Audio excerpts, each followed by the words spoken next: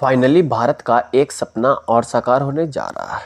RBI ने यह announce कर दिया है कि 1 दिसंबर से भारत के अंदर डिजिटल रुपये को लॉन्च कर दिया जाएगा। अब इसको लेके लोगों के बीच में खुशी भी है और जिज्ञासा का भी माहौल बना हुआ है, क्योंकि अधिकतर लोग तो ये जानते ही नहीं हैं कि डिजिटल रुपये आखिरकार होता क्या है। लोगों के मन में तरह तरह के सवाल उठ रहे हैं कि आखिरकार होता क्या है, ये हमको मिलेगा कैसे, लोगों के पास पहुंचेगा कैसे, ये काम कैसे करेगा, और भी बहुत सारे सवाल लोगों के मन में घूम रहे हैं इस डिजिटल रुपये को लेके। देन डोंट वरी, क्योंकि आपको इन सभी सवालों के जवाब इस वीडियो में मिलने वाले हैं, तो बने रहे मेरे साथ। अभी तक आपने हमारा चैनल सब्सक्राइब नहीं किया तो हमारे चैनल को सब्सक्राइब करके बेल बटन जरूर प्रेस कर लें, ताकि इसी प्रकार की सारी इंपॉर्टेंट वीडियोज़ की नोटिफिकेशन आपको मिलते रहे ऑन टाइम।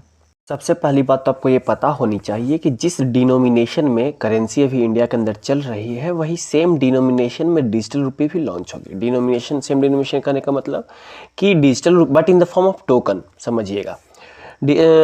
नॉर्मल करेंसी भी हम लोग की क्या चलिए भाई, 1 रुपये का सिक्का, 2 रुपये का सिक्का, 5 रुपये का सिक्का, 10 रुपये का सिक्का, 20 रुपये का सिक्का, 100 का नोट, 200 का नोट, 500 का नोट, 1000 का नोट, 1000 का नोट तो बैन हो चुका है, 2000 का नोट, ये सब चल रहा।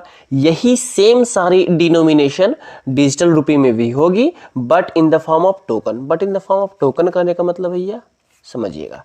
अब आप लोग शायद हमारे इधर तो चलता है, आपके इधर चलता है कि नहीं चलता, आप मुझे बताइएगा कमेंट करके कि क्या ये चलता था या चलता है या बंद हो चुका है, जो भी हो। कि हमारे इधर क्या है ना कि जिस दुकान में, जिस होटल वगैरह में भीड़ बहुत ज़्यादा हुआ करती है ना, तो वहाँ टोकन सिस्टम होता है। टोकन दिए कि चलो चाट का अलग टोकन, चाउमीन का अलग टोकन, ये गोलगप्पे का अलग टोकन, हर एक चीज़ का एक टोकन दे दिया जाता है कि लो भाई ये आपका टोकन है, जाकर टोकन दो, सामने वाला आपको खिला देगा। ये अमूमन बड़े बड़े 5 स्टार होटलों में नहीं होता है, ये वहीं होता है जहाँ भीड़ बहुत ज़्यादा होती है। सेम उसी टोकन की तरह, पर वो फिजिकल टोकन होता है। आपके पास जो आपको डिजिटल रुपये जो होगा आपका, वो होगा वर्चुअल टोकन। क्या होगा? वर्चुअल टोकन होगा, but in the form of denominations of 1 rupees, 2 rupees, 5 rupees, 10 rupees, 20 rupees, 100 rupees. इस तरीके से आपका टोकन जो होगा वो वर्चुअल रुपये होगा, यानी डिजिटल रुपये होगा। अब यहाँ पे ये सवाल उठता है कि भाई ये हमको डिजिटल रुपये जो है मिलेगा कैसे? तो सरकार और लोगों के बीच में जितने भी इंटरमीडिएट हैं, जैसे कि बैंक, आपको बैंक से ये डिजिटल रुपये मिल सकता है। आप बैंक में जाके कैश दीजिए, आपको डिजिटल रुपये दे देंगे, और आप इस डिजिटल रुपये का इस्तेमाल normal day to day transaction के लिए भी कर सकते हैं, जैसा कि हम लोग अभी यूपीआई के साथ कर रहे हैं ना जी। नॉर्मल सी बात है, यूपीआई के साथ क्या कर रहे हैं, डे टू डे ट्रांजैक्शन कर रहे हैं, वॉलेट से ट्रांजैक्शन कर रहे हैं। ये सारा फैसिलिटी जो है भाई आपको डिजिटल रुपये में मिलने वाली है। अब मैं यहाँ पे आपका थोड़ा सा 1 सेकंड समय लेना चाहूँगा, और ये आपसे थोड़ा सा रिक्वेस्ट करना चाहूँगा कि अगर आपको ये वीडियो अच्छा लग रहा है तो वीडियो को थोड़ा सा पॉज करके वीडियो को लाइक और चैनल को सब्सक्राइब जरूर कर दें। अब बहुत सारे लोगों के मन में एक सवाल और उठ रहा है, जो कि बहुत इंपॉर्टेंट सवाल है कि क्या यूपीआई और डिजिटल रुपये एक ही हैं या फिर अलग अलग है? अगर अलग अलग है तो डिजिटल रुपये लाने का क्या तुक बनता है? यूपीआई तो हमारे पास पहले से ही था, तो पहले समझते हैं। यूपीआई में क्या होता था कि हमारे पैसे जो हैं वो बैंक के पास रखे रहते थे। अगर हम कहीं पेमेंट करते हैं किसी भी दुकान पे, किसी भी शॉप में, तो हमारे बैंक से पैसे उसके बैंक में ट्रांसफ़र होते थे, वो पैसे हमारे पास नहीं रखा करते थे। अब इसके कारण होता क्या था, बहुत सारे इशू कभी कभी हमको फेस करना पड़ता। मान लीजिए बैंक का सर्वर डाउन है, अब हमको कुछ खरीदना भी है या कुछ लेना भी है, कुछ दवा भी लेना है, तो बैठे रहो, कहा है भाई तो बैंक का सर्वर डाउन है।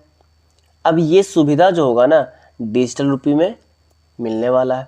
डिजिटल रुपये क्या होगा, आपके पास जिस तरीके से पैसे हमारे पैकेट में रहते थे ना पहले फिजिकल रुपये, अब हमारे पास क्या रहेंगे, वर्चुअल रुपये in the form of tokens. वो हमारे फ़ोन में रहेंगे, और जब चाहे उसको, जब भी चाहे, जिस समय चाहे उसको किसी को भी दे सकते हैं। और सेम बिल्कुल यूपीआई की तरह सारा कुछ है। आप क्यूआर कोड से स्कैन करके सब कुछ दे सकते हैं, सारा कुछ यूपीआई की तरह। बट पैसे कहाँ रहेंगे, हमारे पास, हमारे पैकेट में, हमारे फ़ोन में, जो कि पहले कहाँ रहा करते थे, बैंक में।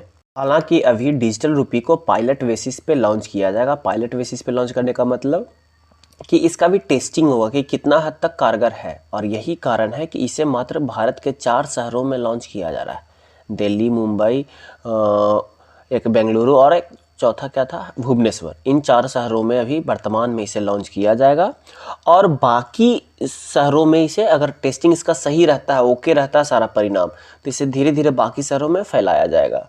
और जब तक डिजिटल रुपये की टेस्टिंग पायलट बेसिस पे होती रहेगी तब तक के लिए मात्र 4 बैंकों को इसके ट्रांजैक्शन की अनुमति दी गई है, जिनमें आता है state bank of India, ICICI bank, yes bank और IDFC फर्स्ट बैंक। जब इसकी टेस्टिंग सफलतापूर्वक पूरी हो जाएगी तब बाकी 4 बैंकों को इसमें जोड़ा जाएगा। कुल मिला के 8 बैंकों के कस्टमर्स इस डिजिटल रुपये के ट्रांजेक्शन को कर सकते हैं।